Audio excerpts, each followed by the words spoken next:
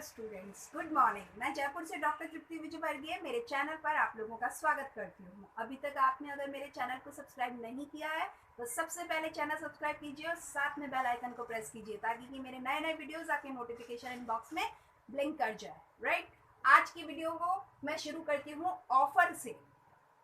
क्या होता है कॉन्ट्रैक्ट एक्ट में ऑफर का इंपॉर्टेंस? ऑफर क्या है? ऑफर को हम बोलते हैं प्रपोजल भी, ठीक है, हिंदी में हम बोलते हैं इसे प्रस्ताव। देखो, बिना ऑफर के कोई एग्रीमेंट बन नहीं सकता, क्योंकि ऑफर होगा तभी एक्सेप्टेंस होगा और ऑफर और एक्सेप्टेंस ऐड होंगे तभी एग्रीमेंट बनेंगे। अगर एग्रीमेंट नहीं है तो उसमें एनफोर्सिबिलिटी नहीं होगी और एनफोर्सिबिलिटी नहीं है तो कॉन्ट्रैक्ट नहीं बनेगा। इसको यूं समझ लो कि कॉन्ट्रैक्ट अगर यहाँ है तो ऑफर यहाँ है, फर्स्ट स्टेप है। मैंने आपको लिखा भी है, starting point of a business transaction. किसी भी बिजनेस ट्रांजेक्शन के लिए जब कॉन्ट्रैक्ट फ्रेम होता है उसका फर्स्ट स्टार्टिंग पॉइंट जो है दैट इज द ऑफर। ये ऑफर होता है। क्या होता है हमारे जो 1872 का जो एक्ट है, जो in the Indian contract act है, उसमें कौन से सेक्शन से ऑफर को कवर किया गया है और उस सेक्शन में किस तरह से डिफाइन किया गया है, सारी चीजों को थोड़ा सा डिटेल में डिस्कस करते हैं। सबसे पहले आपको याद रखना है सेक्शन 2 सबसेक्शन ए। सबसेक्शन ए, अगर मेरे पिछले वीडियो को आपने देखा होगा, जब मैंने सेलेंट फीचर्स ऑफ कॉन्ट्रैक्ट बताए थे तो मैंने सारे जो मेन टर्मिनोलॉजी है उनके सेक्शंस भी उसी समय बता दिए थे, और आने वाले वीडियोस में मैं हर वीडियो के साथ साथ उसका सेक्शन बताती जाऊंगी। तो आज का जो जैसे ऑफर है उसमें हम कवर कर रहे हैं सेक्शन 2 सब सेक्शन ए। क्या कहता है सब सेक्शन ए? वो ऑफर के बारे में बताता है जिसको अपन ने प्रपोजल कहा है। ऑफर हम देसी भाषा में कहते हैं, प्रपोजल हमारी किताबी भाषा है, बस इतना सा अंतर है। अधिकांश बुक्स में आपको ऑफर की जगह प्रपोजल ही नजर आएगा, तो आपको दोनों एक ही समझने, गलत नहीं है दोनों ही। तो अब प्रपोजल क्या होता है? When one person signifies to another his willingness to do or to abstain from doing anything with a view to obtaining the assent of that other to such act or abstinence, he is said to make a proposal। जरा सा समझने की कोशिश करो। जब एक व्यक्ति किसी दूसरे व्यक्ति को आइडेंटिफाई कर ले, यानी किसको करना है, सबसे पहले तो वो व्यक्ति को आइडेंटिफाई कर ले, प्लस साथ में वो ये कहता है, वो अपनी विलिंगनेस को भी बता दे, उसको अपनी इच्छा बता दे किसी काम को करने या ना करने के संबंध में। ये एक बहुत इंपॉर्टेंट चीज है, टू डू और टू अब्सटेन टू डू। ये यहाँ क्या मतलब है? किसी काम को करने या ना करने के संबंध में। एक बात हमेशा आप याद रखेंगे, ऑफर हमेशा किसी काम को करने के लिए ही दिया जाता हो ऐसा बिल्कुल भी जरूरी नहीं है। किसी काम को ना करने के लिए भी ऑफर किया जाता है। जैसे मान लो मिस्टर ए ने मिस्टर बी को ये कहा कि हम ये कॉन्ट्रैक्ट, हम आज मार्केट नहीं चलेंगे, सिंपल सी बात है, या हम ये चीजें नहीं खरीदेंगे, या ये मकान मैं कभी नहीं खरीदूंगा। तो ये तुम वादा करो कि तुम भी नहीं खरीदोगे। तो ये उन्होंने आपस में एक एग्रीमेंट कर लिया है, एक ऑफर किया जिसपे उसने मिस्टर बी ने सहमति दे दी कि ठीक है तुमने कह दिया तो मैं नहीं खरीदूंगा। तो ये जो नहीं कहने के लिए उसने उससे उसकी स्वीकृति ले ली है, यही ऑफर, जब उसने अपना विलनेस जो शो किया था वही उसका ऑफर था। तो यहाँ ये कहता है जब एक व्यक्ति किसी दूसरे व्यक्ति को आइडेंटिफाई करके अपनी विलनेस को शो कर दे और ये बता दे कि इस काम को करना या ना करने के संबंध में वो अपनी विलनेस दे रहा है, और उस विलनेस पे सामने वाला एसेंट कर दे, यानी उसको स्वीकृति दे दे या कंफर्म कर दे, उसी को ये कहा जाता है कि मिस्टर ए या फर्स्ट पर्सन ने सेकंड पर्सन को यानी मिस्टर बी को ऑफर किया है, प्रपोज किया है। उम्मीद करती हूँ कि आपको समझ में आएगा। कुछ ऐसा समझ लो, जब ए मिस्टर है, उसने किसी चीज को बेचने के लिए मिस्टर बी को प्रपोज किया। प्रपोज किया यानी कहा है कि तुम्हें मैं ये बेचना चाहता हूँ, ठीक है। अब अगर वो पैसा दे दे तो यानी अपनी कंफर्मेशन दे रहा है।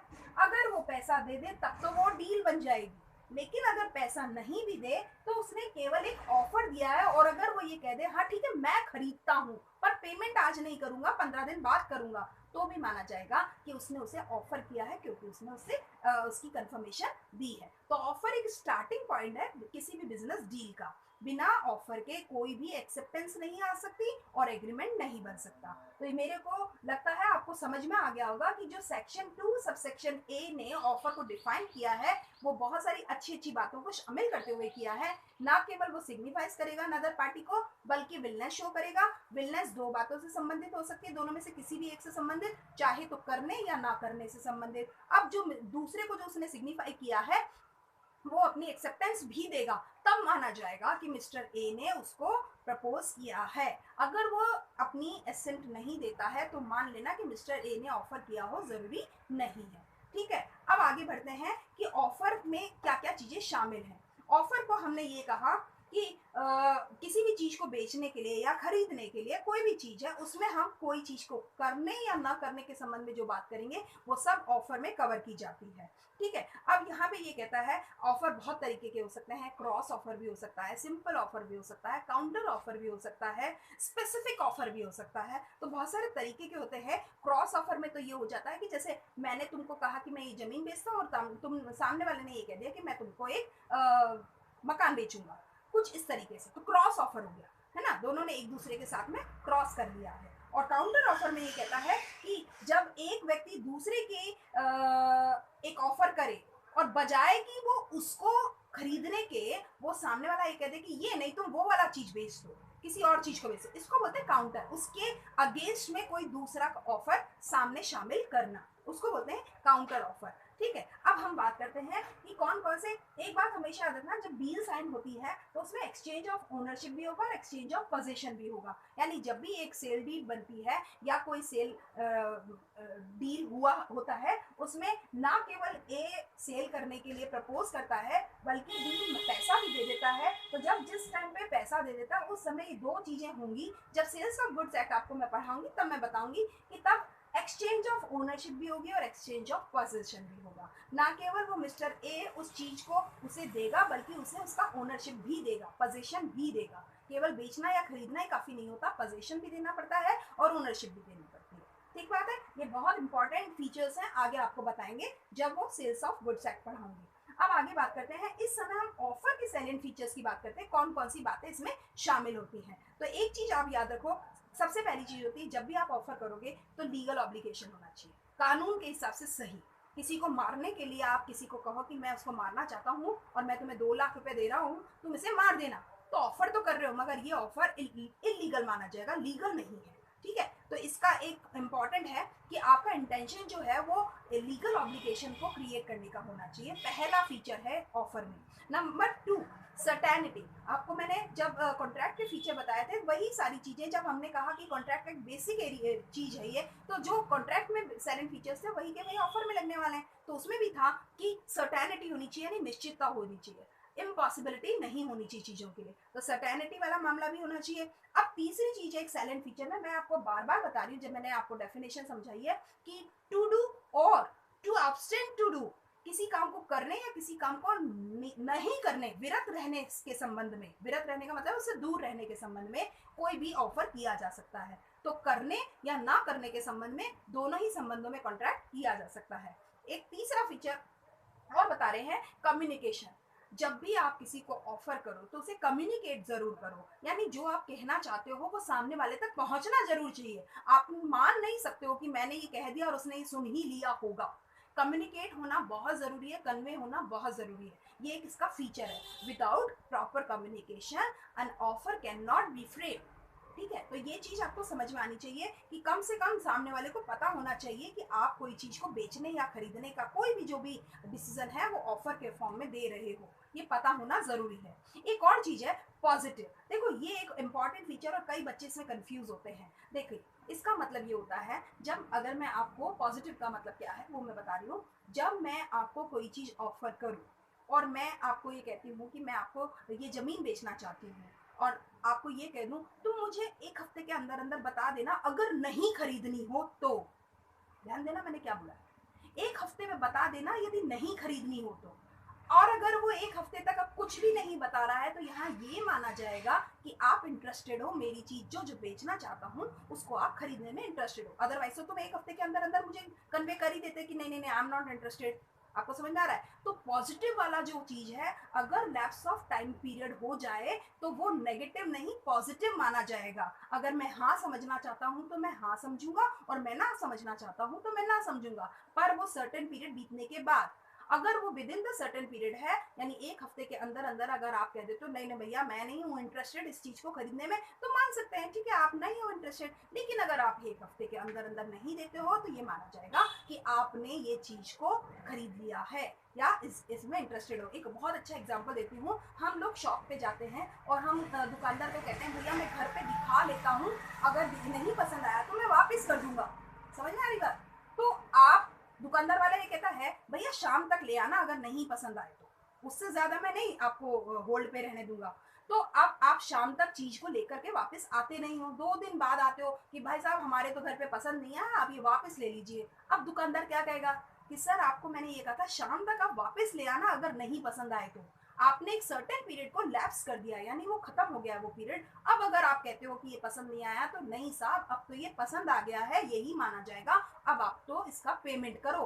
बात सीधी ये है। तो आपको पॉजिटिव वाला फीचर जरूर समझ में आएगा मेरे इस एग्जांपल से, और ये बहुत अच्छा फीचर है। कई बच्चे इसे छोड़ देते हैं या ऐसा सोचते हैं कि समझ नहीं आ रहा है। पॉजिटिव फीचर ये कहता है कि एक सर्टेन पीरियड के लिए वो नेगेटिव हो सकता है, लेकिन after the lapse of certain period it is suppose as a positive.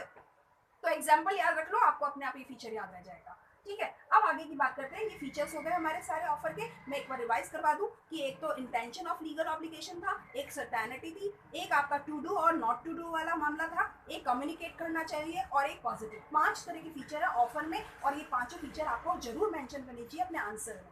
अब आगे बात करते हैं क्या रूल्स होते हैं। देखो बहुत इंपॉर्टेंट पॉइंट है ये।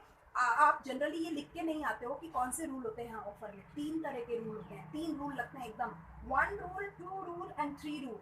तीनों रूल आपको पता होने चाहिए क्या कहते हैं। देखो सबसे पहला जो रूल है वो ये कहता है, रूल 1 जो है, it is related with the make of valid offer. सबसे पहला रूल है कि आप वैलिड ऑफर करवाएंगे। An invitation to offer is not an offer.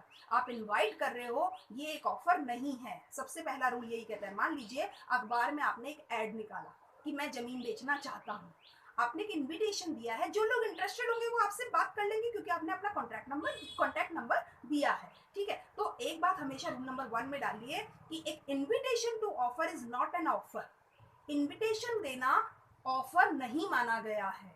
Offer तो केवल तब माना गया है जब वो इंटरेस्टेड व्यक्ति सामने आ जाए और वो ये कहे कि हाँ मैं इंटरेस्टेड हूँ इस जमीन को खरीदने में, और उसके बाद की बात है कि वो सौदा आगे तक बढ़ेगा या नहीं बढ़ेगा। लेकिन अगर मैंने एक अखबार में ऐड डाला है तो it is only invitation for offer. तो invitation for offer is not an offer.